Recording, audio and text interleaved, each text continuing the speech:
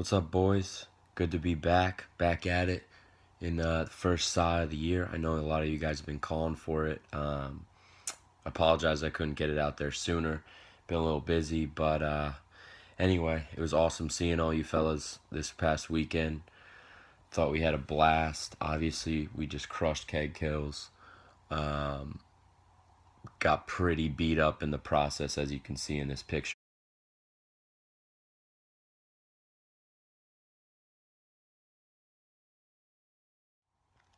But uh, but yeah, man, I had a blast. So it's good to see all you guys. Got to do it sometime sooner here, coming up in the city. Maybe we get together for a little playoffs. I know I'll be in it. So anyway, apologize for not getting the saws out this year so far. I know, a lot of people want to blame Pearson for this. But I want you guys to put the blame on me. Pearson has nothing to do with this. In fact, Pearson hasn't had really much to do with anything regarding fantasy football all year long. Hell, his biggest contribution was telling me not to take any Jets players the night of the draft. And I can't actually believe I'm saying this, but he couldn't have been more wrong. So congrats to the Jetty fans in the room, even though they're not doing so hot as of late. But anyway, I know Pearson, I really wish you would contribute a little bit more. I know you're contributing more than Damon and Tucker combined, but still, doing something for the league would be pretty cool. Anyway, back to what I was saying. Don't blame Pearson for this, for the lack of saws. Blame me, okay? This one's on me. This is my third teammate now, and it doesn't look like I really know how to pick them. I mean, first I picked a kid who likes hockey more than football, so gay.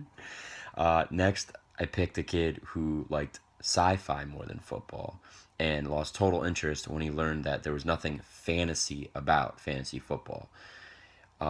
Garrett was under the understanding that fantasy football somehow either involved trading cards or a game board. And once he found out that your players couldn't actually get like power ups or like boosts or even weapons to make them stronger, he kind of lost interest. Yeah. Anyway, now I've landed on Pearson, clearly the fattest of the bunch. But anyway, it's debatable whether he contributes any more than those guys used to or not. I mean, I guess I couldn't really expect much in terms of fantasy sports from a guy who's more interested in women's apparel. But, a little something to contribute would be nice. But yeah, it is my fault. Again, not getting the saws out. So that being said, we're gonna have to make up for some lost time and really dump the salt out. We're gonna be dumping soy sauce all over this bitch. So in particular, there's two teams that I want to really hammer for this saw, and it's because honestly, I don't know what they've been doing all year long.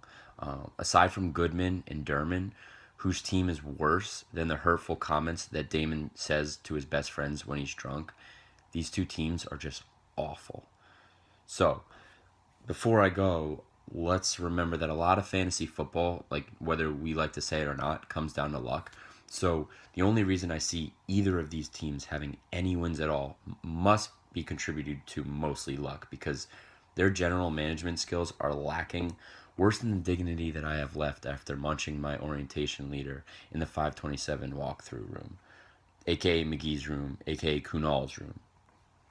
Jesus. Anyway, the first team, Beto and Height. First of all, I don't even want to imagine what Dump's comb over looks like after he walks to work over in the Windy City. I imagine it to be something like if we took Ty and a pre-head shaven Showtime and they had a baby. And that baby grew up to idolize Justin Bieber. And then one day somebody played a prank on him and put cum in his hair gel. That's exactly what I picture Beto's haircut to look like up there in the Midwest. Height, Beto, your team is a mess. When I try and make trades with you, I have no idea what's going on at any part of the trade discussions. In fact, one time I was actually on the phone with Beto discussing a possible trade, and Height accepted the trade while me and Jake were talking. It's that type of communication and is why you guys are such a dysfunctional organization. Also, side note, maybe I haven't had the time to get a saw out in a while because I can say with complete confidence that I've officially become the degenerate trader in our league. I'm trying to make trades harder than the dudes who are out there trying to barter raccoon skins for eggs. In fact, most of you probably don't know, but last week I almost initiated the league's first three-way trade. In fact, it probably would have went down too if Gideon wasn't in town. You see, and you're probably wondering, well, what does Gideon being in town have to do with my three-way trade falling through? Well, in fact, you see, Paul has to take a break from getting his OTPHJs from Gid's sister when Gideon's back in town because Gideon can now kill Paul MacGyver style with his own blue hat. And that's all bad news for us because Paul actually pays attention to fantasy football right now in his flat-faced, mouth-breathing Eli Manning-led Giants. But yeah, so the trade didn't go through, but that would have been pretty sweet, right? I mean, like a three-way trade. I think people need to start thinking a little bit more outside the box and coming out of the closet, per se, onto the trading block. Joe. Okay, back to Height and Beto. Quite possibly the most dysfunctional team since Cat Dog on Nickelodeon. Dude, I honestly have no idea what you guys are doing at any point in time. The trades you've been making and some of the decisions have been mind-boggling. Honestly, it's like your mind is inside a bottle and trapped. And in Jake's case, it's probably a bottle of Fireball. Ty and whoever else on his team would actually be getting paddled right now if you guys hadn't revitalized their squad. You guys basically traded away Lamar Miller, T.Y. Hilton, and Amari Cooper for Aaron Rodgers. Then you turn around and basically traded me, Aaron Rodgers, for Doug Martin. So in a sense, you traded Lamar Miller, T.Y. Hilton, and Amari Cooper for Dougie Martin. Good job, boys. I don't know who I'd call Matt Millen and who I'd call Elgin Baylor in this situation. I guess I'd have to call Jake Matt Millen because he thinks he's a great GM, but only because he plays franchise mode in NBA 2K a lot. And I'd have to call Height Elgin Baylor because I feel like Height's face is going to end up just like his when he's older from getting his face sat on by Emma for the next 40 years.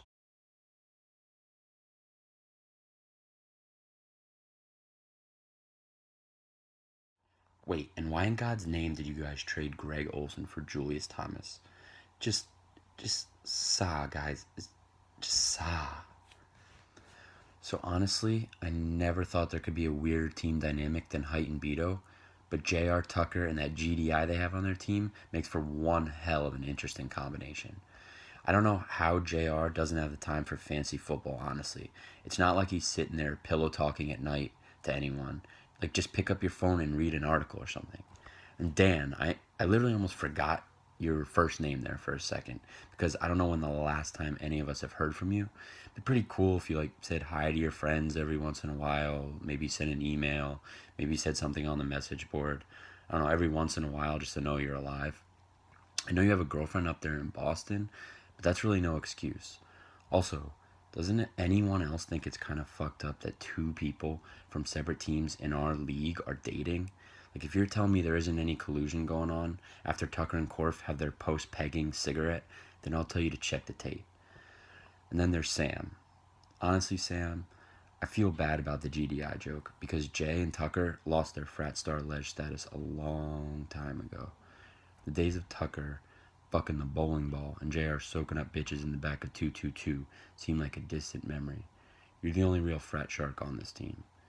You've already contributed more to this league than those two combined, and you're talking trades with me all the time, being the degenerate gambler and trading guy that I am. I gotta appreciate that.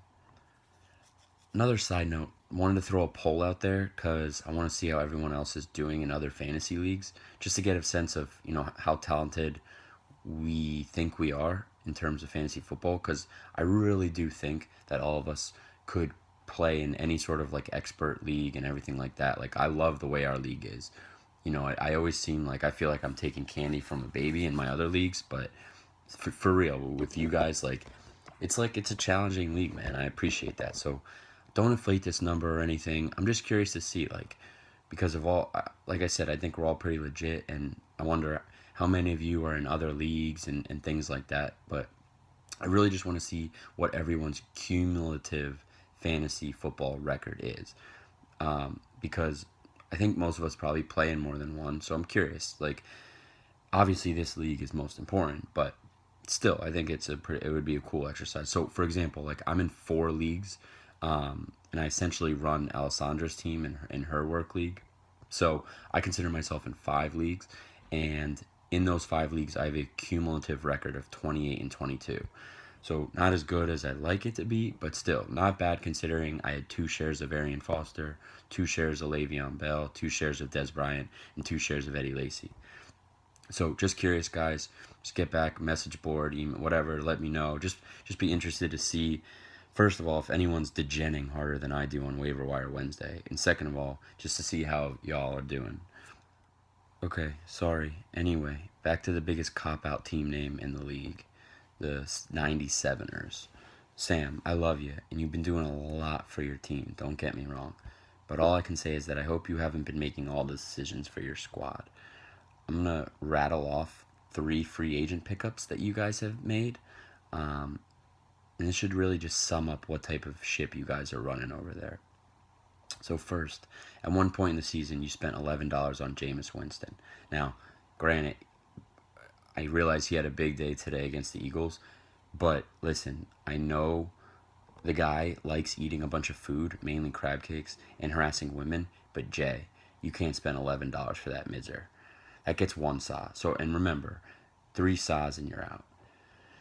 Second, has to go to the fact that you spent $19 on Reggie Bush. He's a Niners running back, guys, and he's Reggie Bush. Tucker, I know you liked him because he cheated at USC and got people to believe that he was something that he wasn't. Kind of like how you got us all to believe you could actually code anything just because you were the self-proclaimed downloader. I bet you couldn't even make something like this in Paint back in the day.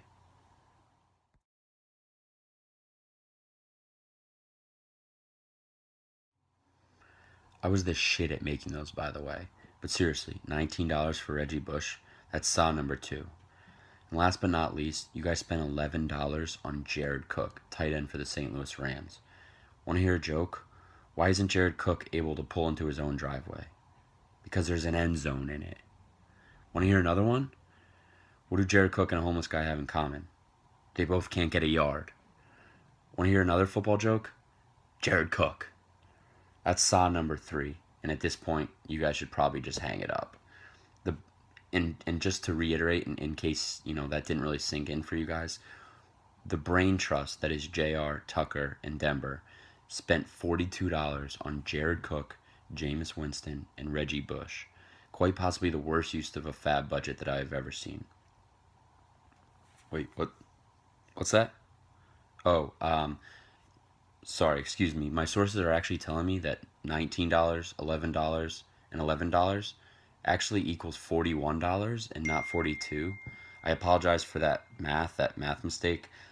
Pearson actually sent those numbers over to me. But again, I can't really blame him. He does have Will doing all of his accounting for him. All right, well, that's going to do it for this week's Saw, or I guess at this point it should be the Saw of the 2/3 of the season. Again, sorry about that. Should probably be sawing myself right now. But yeah, I'll be getting more out the rest of this year, so don't worry about that. But for now, got to sign off. Got to go watch Pat's Bengals get murked by the Cardinals here. So just before I go, just got to get. It's been building up for a while, so I just really wanted to go.